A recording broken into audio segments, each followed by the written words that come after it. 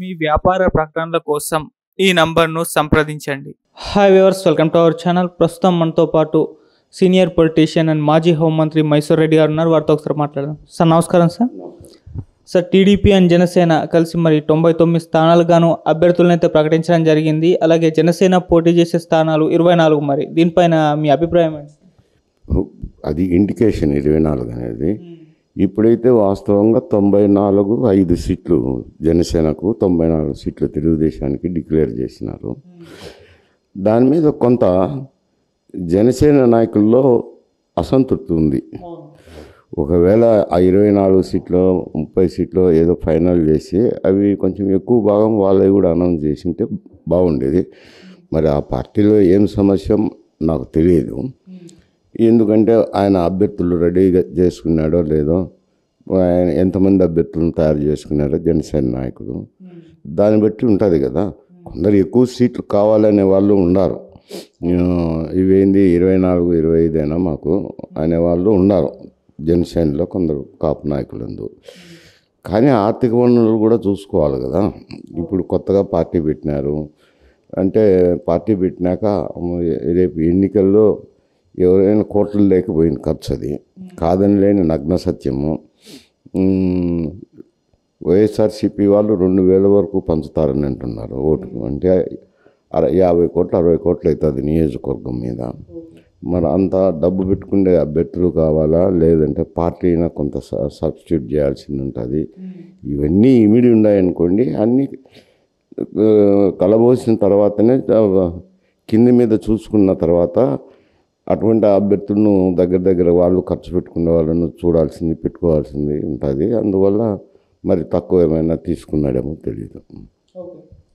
Sir అంటే TDP అంటే last time 2019 ఎలక్షన్స్లోకి ఎక్కువ సీట్లు గెలుచుంటే ఇంకెక్కువ అడిగేవాడిని అని పవన్ కళ్యాణ్ గారు చెప్పడం చూస్తున్నాం. అంటే ఇప్పుడు 24 కేవలం టీడీపీ ఇచ్చింది, అంతే సరిపెట్టుకునే అవకాశం ఏమన్నా ఉందా? ఇంకేమన్నా ఎక్కువ అడిగే అవకాశం అయితే కనిపిస్తుంది? అంటే ఇంకా రెండో విడత అనౌన్స్ చేయలేదు కదా, ఓన్లీ మొదటి విడతని మాత్రం చూసుకుంటారు పార్టీ కూడా. ఎందుకంటే తెలుగుదేశం పార్టీ జనసేన పార్టీ కలిసిన తర్వాత గెలవాలనేది ఒక ధ్యేయం అనేది ఉంటుంది. అందులో ఫైనల్గా సీట్స్ ఇచ్చిపుచ్చుకునే ధోరణిలో 1-2 అడ్జస్ట్మెంట్లు చేసుకోవచ్చు. అంటే వాళ్ళకి అభ్యర్థులు కావాలి కదా, నేను చెప్పినట్టు ఆర్థిక స్తోమత ఉన్న అభ్యర్థులు కావాలా, పార్టీ కూడా కొంత బరాయించాల్సిన అవసరం ఉంటుంది. 2 మీరే పెట్టండి అని తెలుగుదేశం వాళ్ళని అడగలేరు కదా ఎవరైనా కానీ. అందువల్ల ఇవన్నీ దృష్టిలో పెట్టుకొని సీట్లు అడగాల్సింది ఉంటుంది, కేటాయించేది కూడా ఉంటుంది. సరే, వీళ్ళు ఇలా అనౌన్స్ చేయగానే వైసీపీ వాళ్ళు ప్రెస్ మీట్ పెట్టేసి విమర్శించడం చూస్తున్నాం. వాళ్ళు మెయిన్గా టార్గెట్ చేసింది మాత్రం పవన్ కళ్యాణ్ గారిని. అంతే పవలకు కూడా పవన్ కళ్యాణ్ పనికిరాదు, 25 కూడా సీట్లు అడగలేదు, చంద్రబాబు గారే డిసైడ్ చేశారు, పవన్ కళ్యాణ్ గారి అంత స్టామినా లేదని చెప్పడం చూస్తున్నాం. మరి పవన్ కళ్యాణ్ గారిని రెచ్చగొట్టే ప్రయత్నం ఏమైనా చేస్తున్నారు? అది అంతే, ఆ స్టేట్మెంటే కనపడుతుంది కదా, పవన్ కళ్యాణ్ రెచ్చగొట్టడమే. అంటే మీకు ఏంది ఇంత తక్కువ సీట్లా బిచ్చం వేసినట్టు వేసినదే అని ఎగతాళి చేయటం అన్నమాట. అది అంటే ఆయన కూడా చూసుకోవాలి కదా వాస్తవ పరిస్థితులు. నేను ముందే చెప్పినట్టు వాస్తవ పరిస్థితులను చూసుకోవాలి కదా. ఆర్థిక వనరులు అయితేనేమి, అభ్యర్థుల ఎన్నికల వ్యయాన్ని దృష్టిలో పెట్టుకొని ఆయన అభ్యర్థులను నిర్ణయం చేసుకోవాల్సిందంటే అవన్నీ బేరీజ్ వేసుకొని వాళ్ళు అంకాశంకా మాట్లాడుకొని ఉంటారు. ఈ కొందరు వైఎస్ఆర్సీపీ అంటే పర్టికులర్గా ఎగతాళి చేసి కాపు నాయకులను రెచ్చగొట్టాలనే ధోరణిలో వాళ్ళ ఓట్ బ్యాంకును చీల్చాలనే ప్రయత్నంలో భాగమే అది స్టేట్మెంటు. అయితే ఎంతవరకు ఉంటుంది ఏమీ అని వాస్తవ పరిస్థితులను కూడా అక్కడ కూడా నాయకులంతా రాజకీయాల్లో తలబడిన నాయకులే కాబట్టి వాళ్ళు కూడా ఆలోచన చేస్తారు, విచక్షణ చేస్తుంటారు. కాబట్టి వీటన్ని దృష్టిలో పెట్టుకొని నాయకులు కూడా విచక్షణ చేస్తారు. సరే, ఇటు హరిరామ జోగయ్య గారు కూడా లెటర్ రాయడం చూస్తున్నాం. ఆయన ముందు నుంచే జనసేన పట్ల కన్సర్న్ చూపిస్తున్నారు. అంటే 60 సీట్ల వరకు అడగాలి, పవన్ కళ్యాణ్ గారిని 2.5 సంవత్సరాలు సీఎంగా కూడా ఉంచే విధంగా ప్రయత్నించాలని చెప్పేసి. ఇప్పుడు ఈయన ఈ లిస్టుతో డిసప్పాయింట్ అయినట్టు ఒక లెటర్ అయితే రాయడం చూస్తున్నాము. అసలు హరిరామ జోగయ్య గారు ఎందుకు జనసేన పట్ల ఈ విధమైన కన్సర్న్ చూపిస్తున్నారు? మళ్ళీ ఆయన కూడా చెప్పడం చూస్తున్నాం 24 సీట్లేనా అని అంటున్నారు. ఆయన తెలుసు కొందరు నాయకులు, ఆయనే కాదు హరిరామ జోగయ్య స్టేట్మెంట్ కూడా చూసినాను. ఆయన స్టేట్మెంటే కాదు, ఇంకా ఇతర నాయకులు కూడా. ఎందుకంటే చాలామంది మిత్రులు ఉన్నారు కాబట్టి ఏదైనా ఫోన్లు చేసి మాట్లాడినప్పుడు చెప్తుంటారు కదా వాళ్ళ రియాక్షన్స్. అయితే కొంచెం అసంతృప్తి ఉండేదానికి అవకాశం ఉంది. కానీ ప్రస్తుత పరిస్థితిలో దృష్టి వేసుకొని వాళ్ళు కూడా ఆలోచన చేయాల్సింది ఉంటుంది. ఎందుకంటే హరిరామ్ జోగి గారు సీనియర్ నాయకులు, కాపుల సంరక్షణ, కాపుల అభివృద్ధి, శ్రేయస్సును దృష్టిలో పెట్టుకొని మాట్లాడే వ్యక్తే. కానీ వాళ్ళకున్న ప్రజల్లో ఉన్న ఓటు బ్యాంక్ అయితేనేమి, ఆర్థిక ఇవన్నీ చూసుకోవాల్సింది ఉంటుంది కదా. చూసుకొని అతన్ని ఏదో బేరీజ్ వేసుకుంటారు. పవన్ కళ్యాణ్ ఒక్కడే నిర్ణయం తీసుకోరు కూడా, అతనికి కూడా సలహాదారులు ఉంటారు, వాళ్ళని దృష్టిలో పెట్టుకొని తీసుకుంటారు. అది కొంచెం హరిరామ్ జోగి గారికి తెలుగుదేశము జనసేన పొత్తు అంటే కొంచెం కంటగింపుగా ఉంది ఆయనకు. అందువల్ల మాట్లాడుతుండొచ్చు. మాట్లాడితే అతను పార్టీని నిలబెట్టుకోవాల్సిన అవసరం ఉంది, దాన్ని దృష్టిలో పెట్టుకొని చేసింటారు. సార్, ఇటు పవన్ కళ్యాణ్ గారి ఫ్యాన్స్లో కానివ్వండి, లేకుంటే కాపు నాయకుల్లో, కాపు వాళ్ళలో కానివ్వండి, ఇదేమన్నా నెగిటివ్గా వెళ్ళే ఛాన్స్ ఉందా? అంటే పవన్ కళ్యాణ్ గారికి 24 సీట్లు ఇచ్చారు, మొన్నటి వరకు మేము సీఎం అభ్యర్థి అని అనుకున్నాం అన్న వాళ్ళు కూడా ఉన్నారు. మరి వాళ్ళ దృష్టిలో ఇది ఏమన్నా నెగిటివ్గా వెళ్ళే ఛాన్స్ ఉందా? కొంచెం ఉంటాయి ఇనిషియల్ స్టేజెస్లో. కానీ వాస్తవాలను వాళ్ళు కూడా ఆలోచన చేసుకోవాలి కదా. చేసుకొని అప్పుడు పరిస్థితులు బేరీజ్ వేసుకున్నప్పుడు కొంచెం ఇప్పుడున్నే వ్యతిరేక భావం తగ్గచ్చు. ఉండంగా మనకు ఏదో పార్టీ తరపున ఇన్ని సీట్లు వస్తున్నాయి కదా, ఇంతమంది గెలుస్తారు కదా అని అంచనాలకు వచ్చినప్పుడు వాళ్ళు కుల బేసిస్ మీద ఉండే పార్టీలు కదా, అంత తెలుగుదేశం కానీ ఇటు ఇది కానీ ఉన్నప్పుడు ఇవి కొంచెం ఉంటాయి కులంలో ప్రతికూల అంశాలు. మళ్ళీ ఉండగా మారిపోతాయి కదా పరిస్థితులు. ఎన్నికలు వచ్చేసరికి ప్రచారాలు వీటన్నిటిలో పడినప్పుడు కొంచెం తగ్గచ్చు. సార్, మీ ఒపీనియన్ ఏంటంటే పవన్ కళ్యాణానికి 24 స్థానాలు మాత్రం ఇవ్వడం పైన మీ ఒపీనియన్ ఏంటంటే సరిపోతాయి అనుకుంటారా? సరిపోతాయని కాదు, ఇప్పుడు ఆయన వాస్తవ పరిస్థితులు నాకైతే తెలియదు కదా. వాళ్ళకి ఆర్థిక వనరులు అయితేనేమి, అభ్యర్థులు అయితేనేమి, వాళ్ళ గురించి పూర్తి వివరాలు నా దగ్గర ఉండవు కదా. కొత్తగా వచ్చిన పార్టీ అంచనాలు ఉండవు కాబట్టి అతను బేరీజ్ వేసుకొని ఏదో సర్దుబాటు చేసుకొని ఉంటుంది.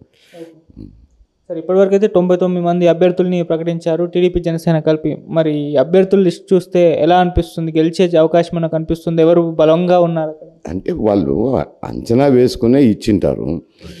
ఇప్పుడు ఒక సమస్య అయితే ఉంది. ఏమిట్రానంటే మాకు రాయలసీమలో ఉండే రెడ్డి సామాజిక వర్గానికి సర్టిఫికేట్లో కాపోనే ఉంటుంది.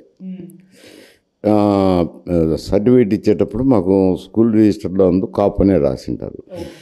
మేమంతా కూడా అక్కడుండే కాపులు మేము ఒకటే అని మేము వాదించుతుంటాం. వాదించినా మీరు వేరు మేము వేరులే అని అంటారు. అక్కడ గోదావరి జిల్లాలో ఉండే ప్రత్యేక పరిస్థితులు అయితేనేమి వీటిని బట్టి ఏదో ఆ మాట అయితే ఉంది. కానీ అది ఇటు రెడ్లకు కూడా కాపులు అనేది ఉండాలి. రెడ్డి అనేది ఎవరికి ఉంటుంది అంటే కేవలం గ్రామంలో పూర్వకాలంలో రెడ్డీకరణం వ్యవస్థ ఉండేది రెవెన్యూలో. బ్రిటిష్ టైం నుంచి ఉండేది. ఉన్నప్పుడు ఆ రెడ్డి కుటుంబంలో ఉన్న కుటుంబీకులకు మాత్రమే రెడ్డి అని పెట్టేవాళ్ళు. మిగతా వాళ్ళంతా కాపులనే పిలుస్తారు. మా ఊర్లోనే ఉండే మా 4 ఉండే వీధికి రెడ్డేరు వీధి అని ఉండే. మిగతా వాళ్ళంతా కాపులంతా బుర్జు దగ్గర ఉండేవారు అని అట్లా చెప్తుండేవాళ్ళు. కానీ మేము ఎదిగి రాజకీయాలు లేకొచ్చిన తర్వాత మేము ఆ మాదిరి చెప్పినా కానీ లేదు మీరు వేరు మేము వేరులే అని అంటూ వస్తూ అంటారు. కానీ కాకపోతే సర్దుకొని పోతున్నాం అనుకోండి. ఇప్పుడు కలిస్తే ఇద్దరు కలిస్తే కాంబినేషన్ కలిస్తే మీరు మేము ఒకటేనని కలిస్తే అప్పుడు ఆ సీట్లు చాలా తక్కువ అవుతాయి. అప్పుడు ఆ వర్గం బలమైన వర్గం అవుతుంది. ఆంధ్రప్రదేశ్ రాజకీయాల్లో కీలకమైన వర్గం అవుతుంది. ఇటు రాయలసీమలో ఉండే రెడ్లు అయితేనేమి, అటు గోదావరిలో ఉండే కాపులు అయితేనేమి కలిసి మనం అంతా ఓటేననుకున్నప్పుడు అది బలమైన సామాజిక వర్గం అవుతుంది. ఆర్థికంగా కానీ రాజకీయంగా కానీ బలమైన వర్గం అవుతుంది. కానీ అది కొన్ని కారణాల వల్ల అది అట్లా వాళ్ళు సపరేట్గా ఉంటున్నారు, వీళ్ళు సపరేట్గా ఉంటున్నారు. కలిసినప్పుడైతే అది వేరు సమస్య. సార్, ఇటు టీడీపీ చాలామంది సీనియర్ నేతల్ని పక్కన పెట్టేసింది సార్. అంటే వాళ్ళకి ఇవ్వలేదు, మరి 2 విడతలు ఇస్తారో కూడా తెలియదు. కాకపోతే ఈ సీనియర్లను పక్కన పెట్టడం పైన మీ ఒపీనియన్? అంటే ఈ ఎన్నికల్లో గెలుపు అనేది ప్రాధాన్యత సంతరించుకుంటుంది. గెలుపుతో పాటు ఆర్థిక వనరులు కూడా ప్రాధాన్యత వహించినాయి. పూర్వకాలంలో అయితే కనుక సామాజిక వర్గము, తర్వాత రాజకీయ అనుభవము, ఇవన్నీ దృష్టిలో పెట్టుకొని టికెట్కు గెలుపు ప్రాధాన్యత పెట్టుకొని ఇచ్చేవాళ్ళు. ఇప్పుడు రెండో అంశం, ఇది అంత ప్రధానమైనది కాదు పూర్వకాలంలో. ఇప్పుడు మాత్రం ప్రస్తుత రాజకీయాల్లో ఇది ప్రధానమైన అంశమైంది. ఆర్థిక వనరులు అనేవి అభ్యర్థికి గెలుపుతో పాటు ఆర్థిక వనరులు ఉన్నాయా లేదా అని చూడాల్సిన అవసరం ఏర్పడుతుంది. ఇవి చూసినప్పుడు వాటిని దృష్టిలో పెట్టుకొని అభ్యర్థులు ఎంపిక చేసినప్పుడు కొంత అటువంటి భేదభావాలు కనపడతాయి. కానీ ఉన్న తరుణంలో అంతకంటే మించి ఎవరమైనా చేయగలిగింది లేదు రాజకీయ నాయకులు.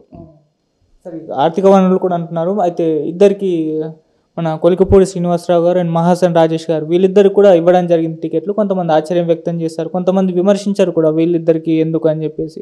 మరి వీళ్ళిద్దరికి మీ ఒపీనియన్ ఏంటి? మరి వీళ్ళు ఖర్చు పెట్టగలరా? నాకు తెలియదు, వారిద్దరిని గురించి నాకు తెలియదు కాబట్టి నేనేమో కామెంట్ చేస్తాను, చేయలేను. సార్, ఇక టీడీపీ అండ్ జనసేనలో కూడా తిరుగుబాటు అయితే మొదలైంది సార్. చాలామంది అసంతృప్తులు వ్యక్తం చేస్తున్నారు, కొంతమంది ధర్నాలు చేయడం, ఇవన్నీ కూడా చూస్తున్నాం. మరి ఎలా హ్యాండిల్ చేస్తారు? అవి చెప్పినాను కదా, అవి ఉన్నాయి. క్షణిక ఆవేశంలో ఉత్పన్నమయ్యే ఉద్రేకతలు, స్టేట్మెంట్లు ఇవన్నీ కనపడతాయి. కొద్ది రోజులు ఉన్నాక పరిస్థితులను అవగాహన చేసుకొని అర్థం చేసుకొని సర్దుకొని పోయేదానికి అవకాశాలు మెండుగా ఉన్నాయి అంటాను. సార్, మీ ఒపీనియన్ ఏంటంటే పవన్ కళ్యాణ్కి 24 స్థానాలు మాత్రం ఇవ్వడం పైన మీ ఒపీనియన్ ఏంటంటే సరిపోతాయి అనుకుంటారా? సరిపోతాయని కాదు, ఇప్పుడు ఆయన వాస్తవ పరిస్థితులు నాకైతే తెలియదు కదా. వాళ్ళకి ఆర్థిక వనరులు అయితేనేమి, అభ్యర్థులు అయితేనేమి, వాళ్ళ గురించి పూర్తి వివరాలు నా దగ్గర ఉండవు కదా. కొత్తగా వచ్చిన పార్టీ అంచనాలు ఉండవు కాబట్టి అతను బేరీజ్ వేసుకొని ఏదో సర్దుబాటు చేసుకొని ఉంటుంది.